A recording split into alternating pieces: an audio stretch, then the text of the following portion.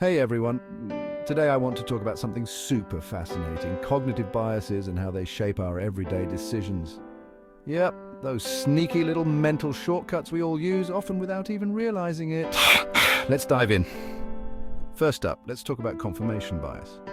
Ever notice how you tend to seek out information that supports what you already believe? That's confirmation bias in action. For instance, if you think eating chocolate daily is good for your health, you'll probably focus on articles that support this view and ignore the ones that don't. It's comforting but can also lead you astray. Next on the list is availability heuristic. This is when you judge the likelihood of an event based on how easily you can recall similar instances. Say you've seen news reports about airplane crashes recently. You might start believing that flying is incredibly dangerous, even though statistically it's safer than driving. Our brains just love to play tricks on us. Let's not forget about anchoring bias. This happens when you rely too heavily on the first piece of information you receive. For example, if a store shows a jacket originally priced at $300 but now on sale for $150, you'll likely perceive it as a great deal, even if $150 is still expensive. The initial $300 price anchors your perception. Now here's a fun one, optimism bias.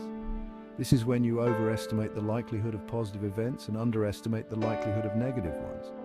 Ever start a new project thinking it'll be a breeze, only to find out it's more challenging than expected? That's optimism bias at work. It's great for motivation, but can sometimes set us up for disappointment. Another biggie is the bandwagon effect. This is when you do something primarily because others are doing it.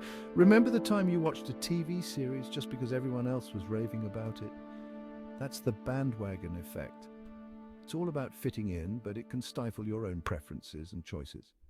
Lastly, let's talk about the Dunning-Kruger effect. This is when people with low ability at a task overestimate their ability. Ever been in a situation where someone who knew very little about a topic acted like an expert? That's the Dunning-Kruger effect. It's a good reminder to stay humble and keep learning. Understanding these biases can really help you make better decisions. The next time you catch yourself falling into one of these traps, take a moment to reassess. Trust me, your future self will thank you.